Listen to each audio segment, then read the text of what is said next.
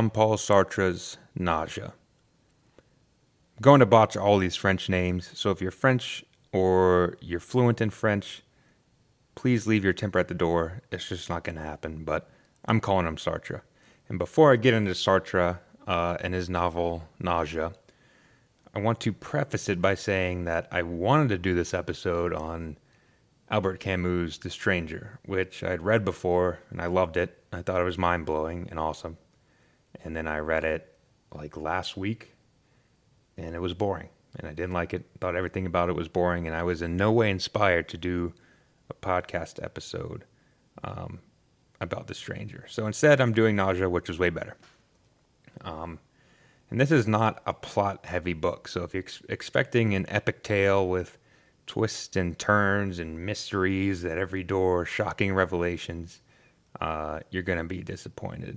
This is largely a book for and about contemplation. It's a very cerebral book, in other words. And I wanted to do part 2 of this podcast. I wanted part 2 to be all existentialist books, which this novel would have fit perfectly in part 2, but I read it this week. Sartre is French, and I'm pretty pumped up about it, so I'm going to put it in part 1. And I'll probably do another one of his books in part 2. If you're still reading by then you'll care. And if you're not familiar with existentialism, it sounds a lot more complicated than it actually is. Basically, the founding principle is existence precedes essence, which I'm pretty sure is a quote by Sartre himself. In other words, you're born with no essence, and then through your own free will and autonomous decisions, you forge your own essence or human nature, and ultimately you make your own purpose in life. This probably doesn't sound new because existentialism has found its way into most mainstream Western literature and media at large. And Sartre is a founding father of existentialism, if not the founding father. And Nausea is like existentialist scripture.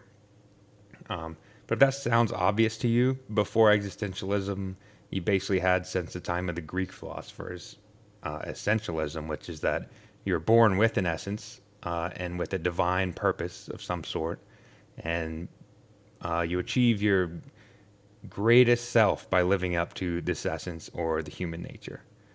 So existentialism is kind of the flip side of that coin, as existence precedes nature. And do I consider myself an existentialist? Not really.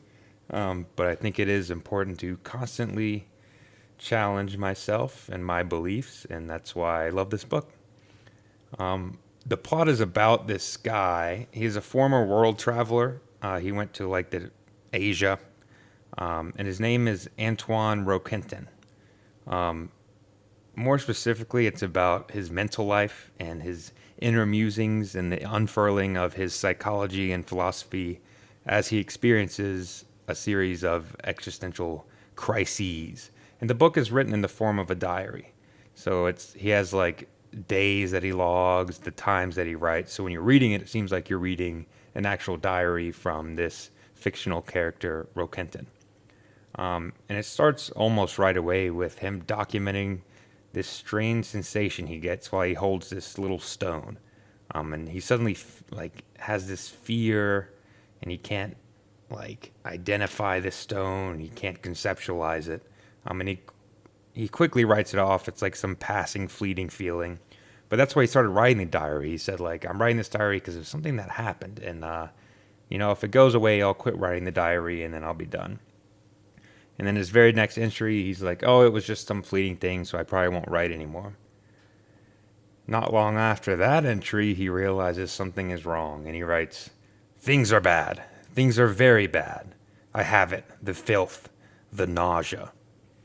And later on that same page, he says, the nausea seized. I dropped to a seat. I no longer knew where I was. I saw the colors spin slowly around me. I wanted to vomit. And since that time, the nausea has not left me. It holds me. So this is when my ears perked up, this idea of the nausea. And he never explicitly defines the nausea, but the rest of the book is essentially dedicated to explaining the metaphysics of the nausea. Which, by the way, he capitalizes nausea with an N, so you get the sense of this greater idea of the nausea. And he has this really important descriptor early on where he says, nothing has changed, and yet everything is different. And I find this pretty easy to relate to. Anyone who has had experienced the existential crisis can relate to this. Nothing has changed, and everything is different. And for Roquentin, his surroundings and his entire reality really have become completely foreign to him. There's a scene where he's at a bar and the bartender's wearing these purple suspenders, and Roquentin is totally transfixed by them. All of a sudden, he's annoyed by them, and they disgust him. And there's something as innocuous as this guy's purple suspenders. There's like a whole page of him writing about this suspenders. But the book is full of this existentialist commentary on things seen anew. There's a scene where Roquentin is walking around town, and all the people and all the social interactions have this new meaning, or rather, they're stripped of their previous meaning. And in a sense, they have no meaning. And he can't make sense of anything, even the most familiar things to him, his neighbors, picking papers up off the ground. He suddenly has this fear where he can't touch papers that are on the ground. And this is where the existentialism kicks in.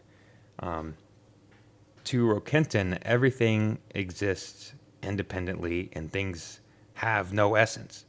People just assign labels and names and characteristics and ultimately purposes to things. But to him, things just simply exist. And we only ascribe things essences as a comforting facade. It's like a distraction from, I don't know, the nakedness of existing. And when I read this, in my opinion, it kind of made sense. It's like this is a strategy for us to elevate ourselves to some sense of superiority around the world around us. It's just like a survival instinct. And if things just are, and you're just a thing with no more or less a purpose than a field mouse, it seems degrading and your world is denuded. And it's like, why go on? And I think Roquentin is beginning to internalize this philosophy. Or actually, he's not really internalizing it slowly. It's not really a slow process for him. It happens more or less instantaneously. And there's a really important quote summarizing his experience with the nausea. He says, "Existence is not something which allows itself to be thought of from a distance. It has to invade you suddenly, pounce upon you, weigh heavily on your heart like a huge motionless animal, or else there's nothing left at all." I thought that was a cool quote because it helps the reader kind of visualize what he's going through rather than him just describing it from a distance, like you said.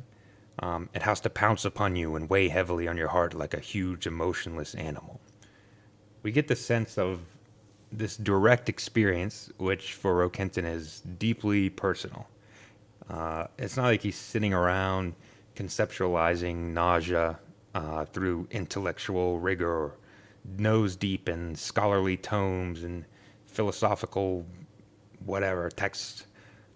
It's something that's happening to him personally and almost immediately, which is kind of scary and kind of depressing to think that that's even a possibility. And online, I read a lot of people said they didn't finish the book because it's way too depressing and it made them feel melancholic. And I don't blame them, really. There's this other quote once Roquentin has internalized what's going on, and he says, Now, when I say I, it seems hollow to me. I can no longer manage to feel myself. I am so forgotten. The only real thing left in me is some existence which can feel itself existing. The only thing left in me is some existence which can feel itself existing. Kind of a profound sentence. And I think it's an all too pervasive feeling of losing the sense of self. You can see and feel his ego is slipping. And when we talk about ego, it has this negative connotation because of the inflated ego. But most people need an identity, and that's, their ego are attached to their identity. And to say, I am so forgotten, I can no longer manage to feel myself. We can, as readers, we can feel this detachment. And it's kind of a moving passage. And if the readers associate with that on a deep level, I don't blame them for not finishing this book, to be honest with you. But I mentioned earlier that Roquentin is a writer, and he's writing this biography on this French aristocrat and some diplomat of some sort, a Robillon. And this is the meaning that Roquentin has ascribed to his life, is writing about Robillon. And he says, "It was for him that I ate, for him that I breathed. I was only a means of making him live." And I don't want to get too much into Robillon, although he is a central part of the novel. I don't want to just sit here and recant the entire plot. But I want you to know this it's not like a totally nihilist book. And the ending is kind of cool, and it's not as depressing as you would think it would be. And I'm not sure if there's a movie for this book. I'm sure there is, actually. It's such a famous book. I'm sure someone at some point in time has made a movie of it. But I think with special effects, it could be done well. And the ending of this book seemed like a scene in a movie. But yeah, it's just a crazy book where you're like reading someone's diary, and he's slipping into this existentialist crisis, and he's going crazy. And there's a lot of really cool passages. And Sartre himself said it. This was his first book, and he said it's one of his favorite works ever. And this book actually won a Nobel Prize. I didn't know this when I started reading it, but it won a Nobel Prize for literature. Well, not really. It was awarded the prize, but Sartre declined. But that goes to show like how important this was when it was written, and how much importance it still holds today. It's definitely a philosophically challenging book, and it's a philosophically important book too. But it's not a happy-go-lucky, feel-good story. And if you're looking to challenge or expand your worldview, Nausea is perfect. And there's some awesome passages from a literary sense. And it's very inspiring from a writer's perspective. But it's not a long book. This book is like less than 200 pages, and Sartre doesn't write with lofty prose. I only had to look up a couple of words. It's just an easily accessible book. But it is, deep, pretty much. And like I said last episode, I'm looking for interesting books, unique books. And this is definitely that. It's an awesome book. And in my opinion, it's much better than The Stranger. If you can, I would read them back to back and compare and contrast. They're both short existentialist books, but this one, to me, was just way better. People say there's a lot of fluff in this book, and that, a lot of writers, every single word matters.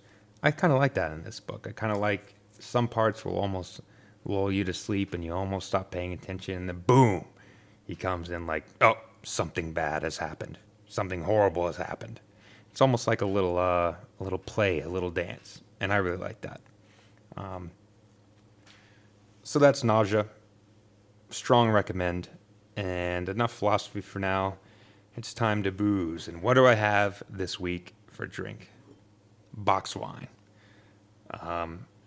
Typically, when you think of wine, it's like highfalutin, high dollar, and movies, the rich and the classy people are drinking wine.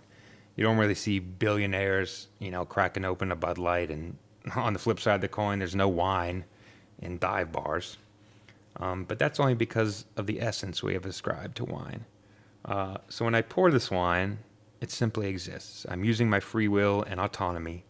I'm abandoning the prescribed essence of wine, and also as boxed wine as a lower class alternative. I'm abandoning that. So let me pour here. And this is Black Box. It's a red blend. But now that it's in my cup, it's simply wine. And I will enjoy it. Or not enjoy it. If I enjoy it, I enjoy it. If I don't, I don't. There are no preconceived notions. And I do love this. I've had this before a lot. And I love it. So that's Nausea. That's Black Box Red Blend. I think next week I'm going to do... I don't know what I'm going to do. I'm going to keep you hanging. This will be a cliffhanger ending. Anyways, thanks for listening. A tune for your time. What you said to me was a homicide. There ain't no law again, no blue light siren, but I know